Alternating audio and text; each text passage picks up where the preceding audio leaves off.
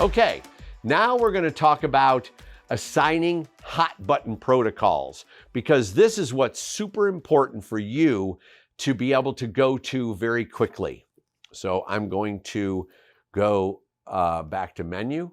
I'm going to go all the way up to my function tab, and I'm going to hit enter. Right now you can see F1, I've turned to LUM Coloring, which is false color, or what I love to call predator mode. I hit that, I'm in LUM Coloring, false color, or predator mode. All three work. And I can see exactly where all my exposures are. So this is one of the most powerful functions to the Flanders monitor. I'm going to slide my grayscale down so you can really see the darker tones of gray. And I'm going to bring this down. This is what I do when I'm doing like green screens. I usually go 25 to 35.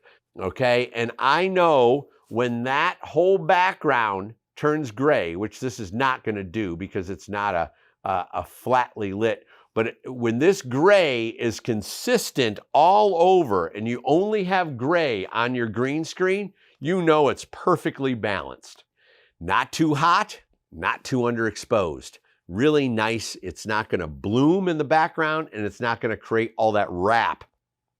My God, this is awesome.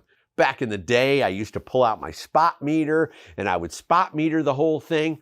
Well, this thing does it for you. So this is how I do it, like if I like a high key scenario. So let's look at that. My high key scenario, I love in the 75 as my top range. So you're looking at me over in here, right?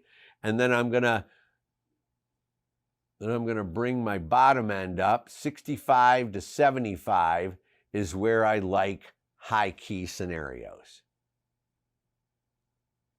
So that's at 75. So look at that.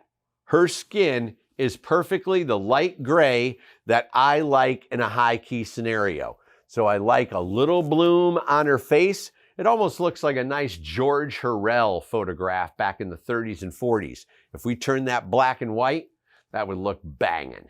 Okay, so this is the kind of things that I use. Now, if you want to light a lower key environment like a bar or something, I usually go 25 to 35. So that fill level, it's more about the highlights and the bokeh in the background and the faces are more down. If they're at the bar and there's more light coming in, then you play that 45 to 55. But this is just kind of IRE values that I'm always looking for when I'm doing different lighting environments.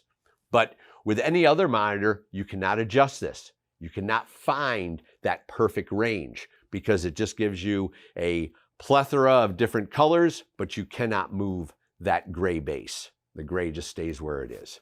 Okay, so now we'll come off of LUM Coloring. So to assign this to your F1 button, I'm hitting enter. I then hit enter again, and then it gives you, oh my God, you can scroll through every possible function within this monitor, okay, that you want. Well, I want LUM Coloring as F1. That's my main go-to, so I put that there.